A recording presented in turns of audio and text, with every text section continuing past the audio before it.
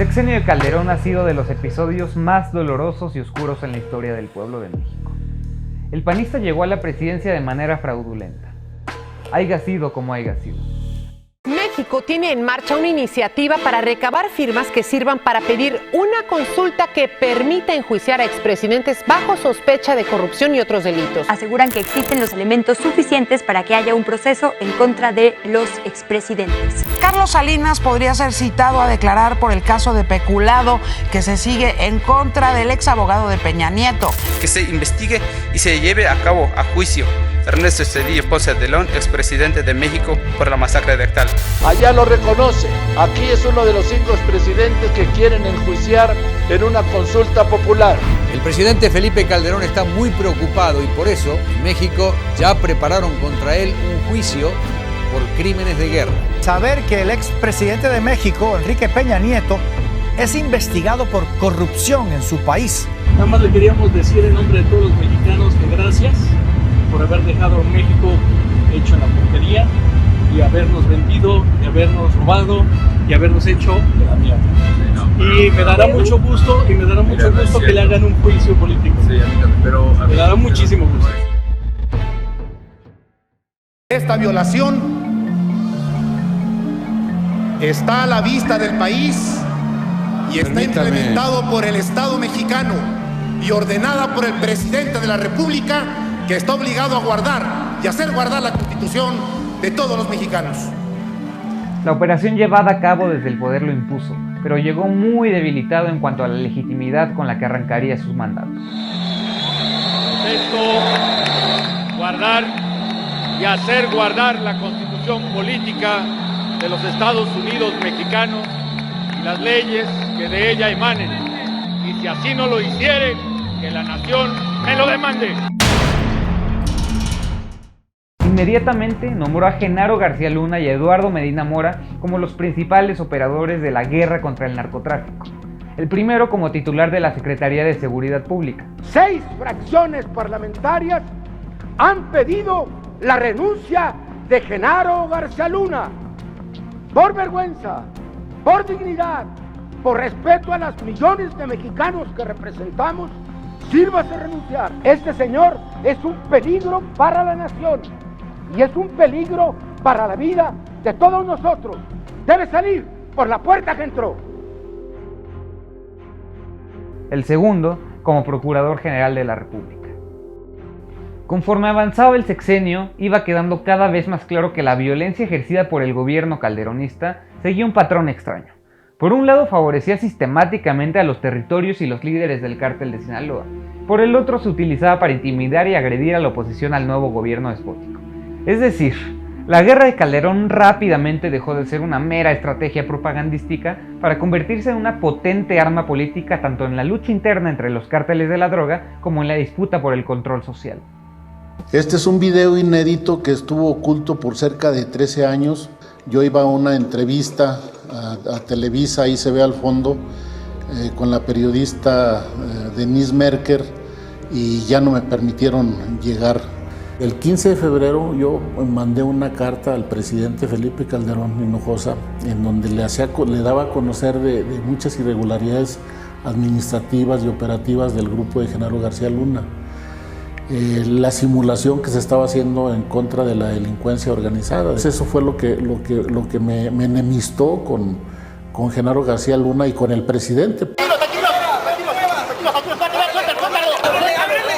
Con base en esta realidad a todas luces evidentes, en 2011 un grupo de abogados y figuras públicas acompañaron al maestro Netzaí Sandoval, ahora directora del Instituto de la Defensoría Pública del Poder Judicial, en la presentación de una denuncia ante la Corte Penal Internacional contra Calderón y García Luna por su responsabilidad en la comisión de crímenes de guerra y de lesa humanidad en México. La muerte de mi hijo me ha dado el honor hoy de poderme expresar ante ustedes en nombre de todos aquellos que han sufrido una pena como yo. Señores, si piensan que la vara es muy alta, si piensan que es imposible hacerlo, si no pueden, renuncien, pero no sigan ocupando las oficinas de gobierno, no sigan recibiendo un sueldo por no hacer nada, que eso también es corrupción. Hoy por fin ha quedado perfectamente claro que la supuesta guerra de Calderón era una farsa de principio a fin. Quien en aquel momento estaba a cargo de procurar justicia se preocupaba más por abultar sus cuentas bancarias internacionales que por procesar a los delincuentes. Y el hombre responsable por el combate al crimen organizado en realidad encabezaba una red de crimen uniformado. La periodista Olga Warnat describe el sexenio de Calderón como el sexenio de la muerte. Un narcoestado, porque todas las dependencias federales estaban infiltradas. Fue una guerra que dejó un país en llamas. Hoy se siguen descubriendo fosas clandestinas. Hay desaparecidos y acusaciones contra pandilleros que no lo eran. Calderón nunca reparó daños a las víctimas, nunca les pidió disculpas. Tenían que ir a la Comisión Interamericana de Derechos Humanos a que alguien las escuchara, las que podían pagar un abogado, claro.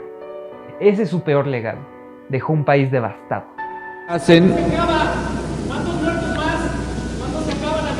Tranquilo, más si te tranquilizas un poquito, amigo. Aquí a Guadalajara a lo mejor, mi estimado. El sexenio calderonista ha sido en el que más recomendaciones generales por violaciones a las garantías fundamentales ha emitido la Comisión Nacional de los Derechos Humanos. Durante la gestión del panista, este organismo dirigió exhortos a 350 autoridades federales. Por el contrario, fue precisamente el no actuar a tiempo lo que permitió alcanzar el poder que hoy tienen los criminales. Tragedia humanitaria. Así se podría catalogar a todo lo provocado por el usurpador. Nadie va a olvidar el incendio en la guardería ABC ocurrido el 5 de junio de 2009 en Hermosillo, Sonora, que ocasionó la muerte de 49 niñas y niños y heridas en 76 más.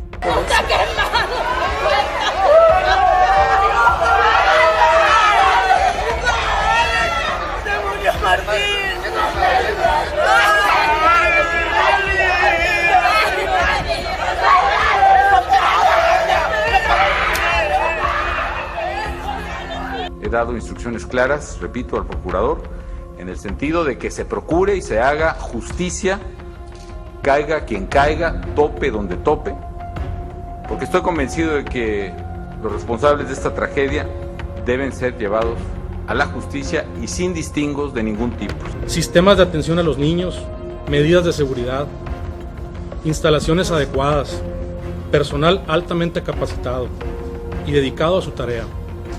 Como lo prueban los testimonios de cientos de padres de familias que no tuvieron una sola queja durante estos 8 años de operación.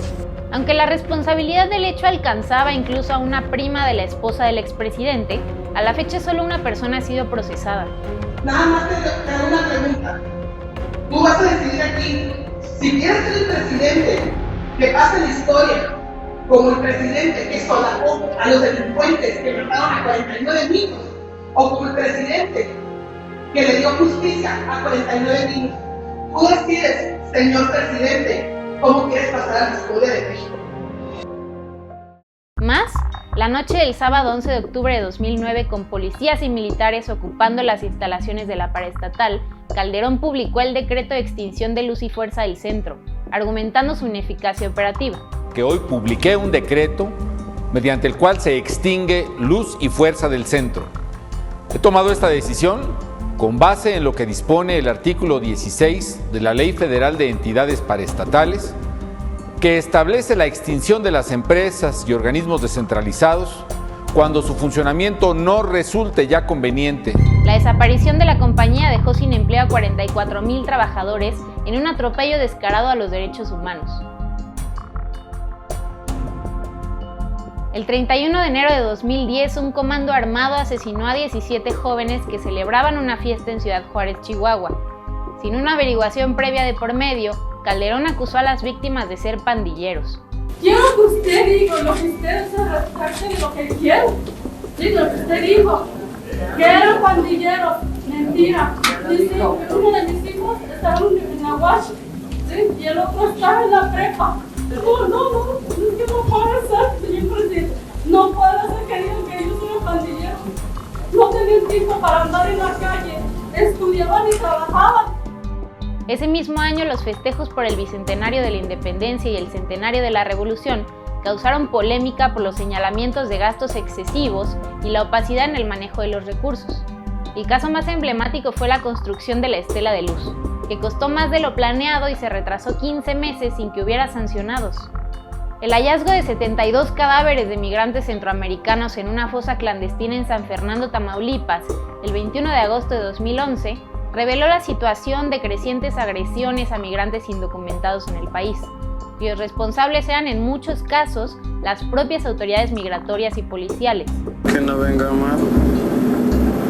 Viajaban conmigo 76. 76 personas. Sí, mató a todos. Les digo a todos los ecuatorianos que ya no viajen más. El 25 de agosto de 2011, un atentado al Casino Royal en Monterrey, Nuevo León, ocasionó la muerte de 52 personas. Se podrían seguir enumerando más agravios cometidos durante el calderonato, pero no alcanza el tiempo. Se han recuperado los más emblemáticos. A lo largo de los 6 años de Felipe Calderón hubo alrededor de 120,000 muertos y más de 25,000 desaparecidos por lo menos. Ese es el legado del panista y es imborrable. Sin embargo, con un cinismo total sigue activo en la política nacional, sin importarle todo el daño y dolor que ha causado al pueblo de México. Me han ayudado, porque mis adversarios son muy malos, porque la campaña fue muy buena, que porque si llovió en junio, que pues mira, la verdad, ya si gano de mis, como dicen en mi tierra, haiga sido como haiga sido. O sea, no importa. No, sí importa, pero yo respeto la opinión que tenga todo el mundo. Lamento decepcionarlos por haber ganado.